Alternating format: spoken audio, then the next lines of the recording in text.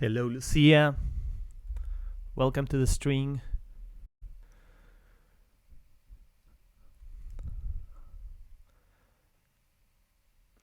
So today we're going to be doing the last contest, the weekly contest. Hey, let me pin the comment in case you haven't seen the contest before.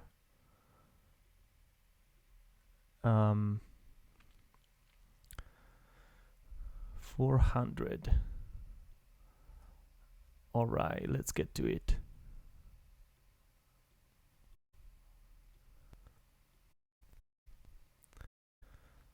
So Q1.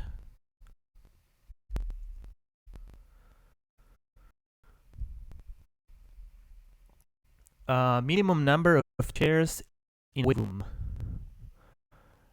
You are given a string S, simulate events at each second I. So if S of I is equal to E, a person enters the waiting room and takes one of the chairs in it. If S of I is an L, a person leaves the waiting room, freeing up a chair. Return the minimum number of chairs needed so that a chair is available for every person who enters the waiting room, given that it is initially empty. All right. So it seems that here we can, and even the length is pretty small. It's only up to 50. So we can keep track of how many people there are in the room. So let's say the current number of people is initially 0. And we are also going to keep track of the maximum because that's going to determine how many chairs we need, the minimum number of chairs that we need. So if X, so we just implement what we're told. If it's an E, then we increment. Otherwise, it must be an L. So it means that someone leaves. And now we want to maximize, right? We want to update the maximum. And this is it. Pretty straightforward.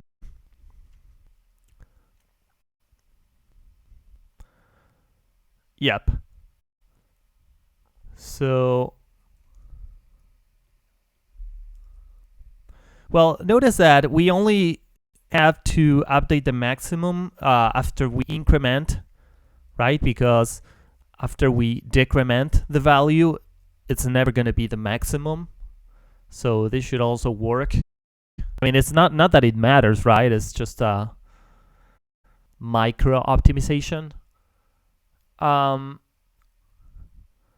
But yeah, notice that this is kind of this is just like a parenthesis expression.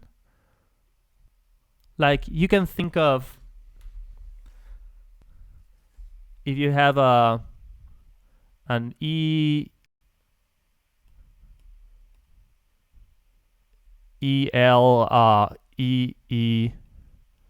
L, that could be similar to opening and closing, then opening, open. So the E is an open. So it is balanced because you can never have more people leaving than they entered, but it's not balanced in the sense that at the end you could have more. It's not necessarily empty. I think I don't think they guarantee that there will be empty at the end. Yeah, they tell you that it's valid sequence, but that means that you cannot have people leaving that never entered the room. And I see, good analogy. Yeah, I mean, it's the same structure. And one way to think about this kind of parentheses expression is in terms of like in a more visual way. So at 0, you are here, right? And then you have an open parenthesis, so you go up. Then let's say you have another open parenthesis. Count the maximum people in a room at any given point. Yes, exactly. Hello, Saran Shrukai. Yes, we are.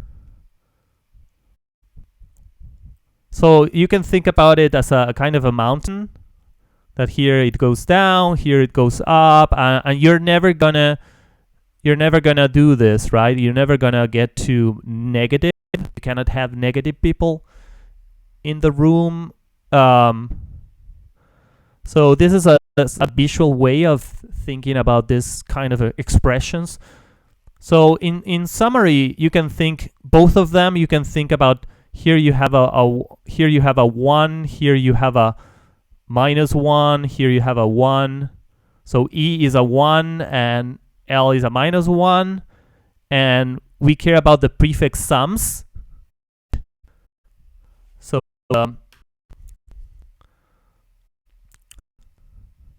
so that means that one way, so a function, I think it's part of the iter tools, and so and we can do this mapping. So the mapping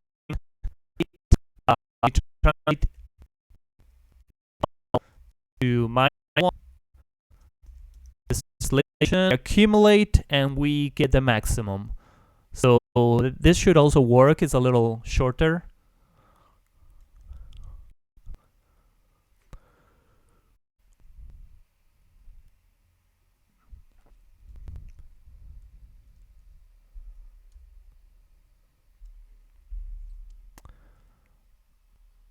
But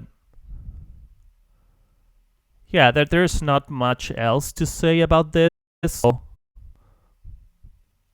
I guess you could have any nice. Yeah, thank you.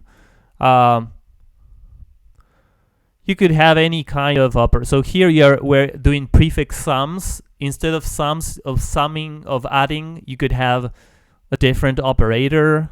So I'm thinking about generalizations of this problem.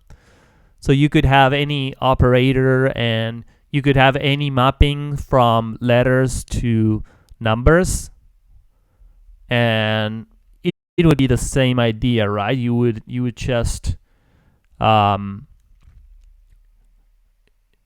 do what we did. You would accumulate. All right, so I think that's all we have for this one. Now, question 2.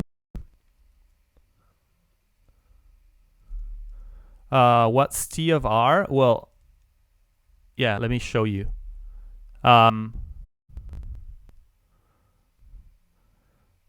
So TR of X is TR. I use usually this abbreviation from translate. And so I want to translate, it's just a dictionary that I created here. I want to translate E to 1 and L to -1. So here I'm just applying this dictionary with each character of S. Okay, is it clear? Hello, Midnight Simon. Welcome. Okay, I hope it's clear now. Let me know if yes. Okay, great. Yeah, I define this here outside of as a global, because I don't want to. It's always the same for all test cases. It's just a constant. So that's why I put it here. I could have put it inside of the function, but I like this way better. I like this way more. Okay, so count days without meetings. you are given a positive integer days representing the total number of days an employee is available for work starting from day 1. You are also given a 2D array of size n, where, yeah, it's a pair of start and end, represents the starting and ending days of meeting. They're inclusive. This is probably important. We're on the count of days. Hey, Rose Gain, thanks for the follow. I cannot read. I think it's too small. I cannot read your name. Sorry. Return the count of days when the employee is available for work but no meetings are scheduled. The meetings may overlap. Okay. So it's kind of weird, right? You can't be at you can't be at more than one meeting at the same time. I don't know what kind of meetings. What kind of meetings are those? But okay. Lol. So okay, so the days are 10 to the 9, so the range is pretty big, and we have up to 10 to the 5th meetings, and of course this is in the range of the days that the employee is working. So I think this is kind of I think the description is a little confusing, but essentially what you have to do, like this is a very general problem if you think about it, which is always what I want you to learn is the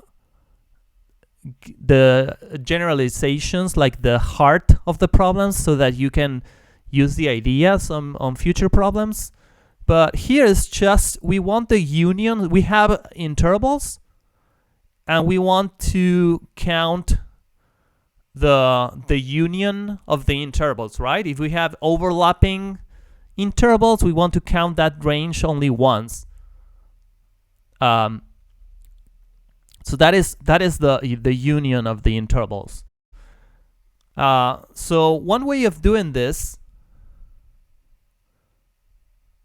So again, this is a very known problem. So I know two ways of solving this. Usually when you have to deal with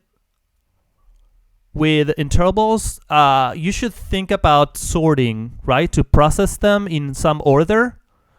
And there are two ways of sorting intervals, right? You can sort them, I mean, well, at least two ways. You can sort them by the start or by the end. So here, let's say that we sort them by the start. So let's say we have first one interval here. So we count this range to the, so we add this to the result, and then we're gonna have another, but then we want to keep track of this end, right? So once we counted this interval, then we're going to keep track of, let's call this the start, right? And we're going to keep track of that on each iteration while we are processing the interval. So let's say that now, since the intervals are sorted by the starting point, I cannot have any to this side, right? So let's say we have another one, the next one starts here and it goes this way. So now we know that the start is right here, right? So we already counted this, right? So we don't want to count this part. So now we count this part. So we add it to the result, and now we go to the next one, right? And the next one might might even go start here. You could start here, and in that case, we counted again. We counted all of it, and here we update. Well, here we updated the start to be here, and now we have start, which should be pretty simple. So yeah, remember that here we're asked for the complement. It's not really the union. It's the complement of the union. So this just means that we start. Is the stream lagging? But is it occurring to everybody? Okay, so here.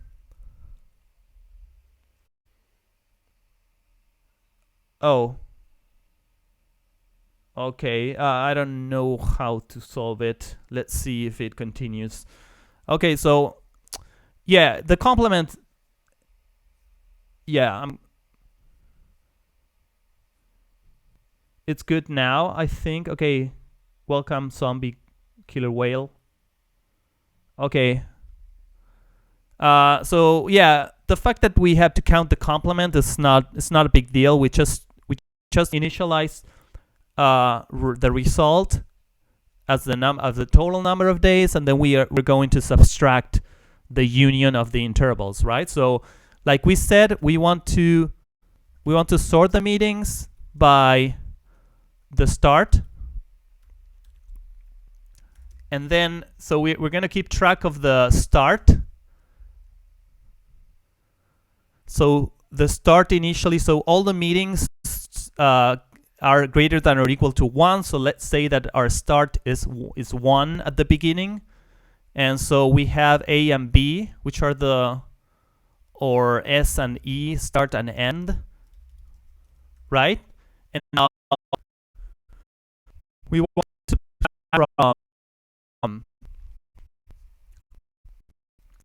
from the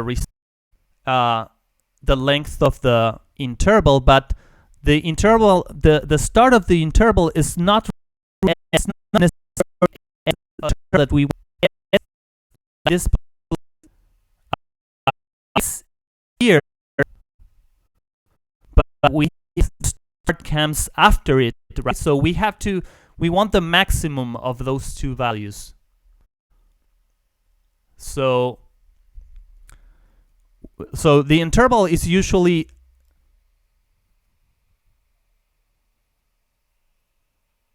yeah, I don't know if that's gonna fix it.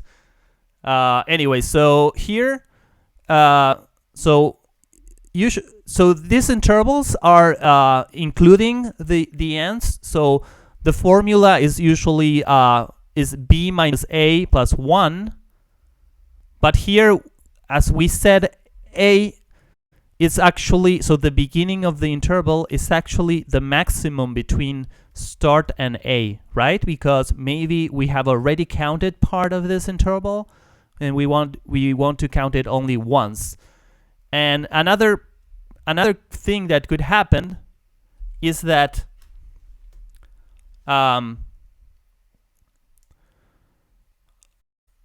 maybe our interval, like here, if we're here, maybe we get another interval that is right here, right?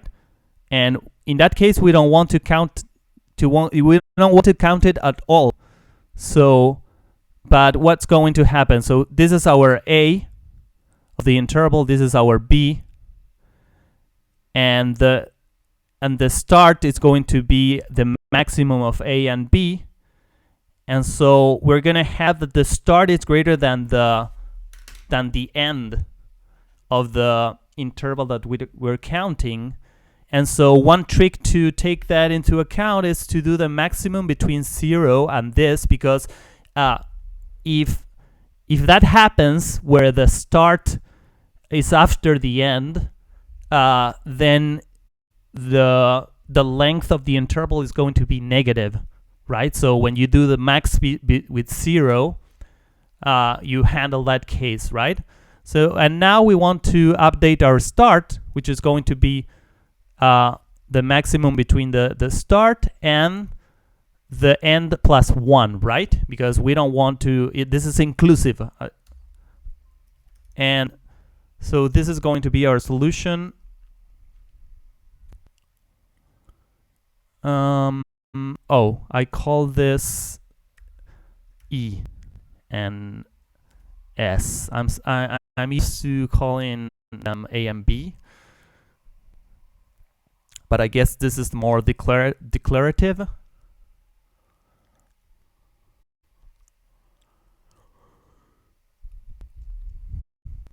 All right, so this works. So yeah, remember this idea. Whenever you have intervals, you should think about, and you have to process them, think about sorting them either from the start or from the end. There are problems where the end is better to sort them by the end. So you can just think about both options, right? There are only two options, so you can think about both of them. Yeah, notice that when I say start and end, it's actually symmetric, right? So you could do this from the end, and it would still work. I mean, the idea is that I'm sorting by the side that is the same side that I'm processing, that I'm using to process them. Okay, that's the key idea. And sometimes you want the opposite. You want to sort from the opposite. You go from left to right, but you sort by the right end. Okay, but there's a like a kind of a trick for processing intervals, which is called, I called it the events trick. So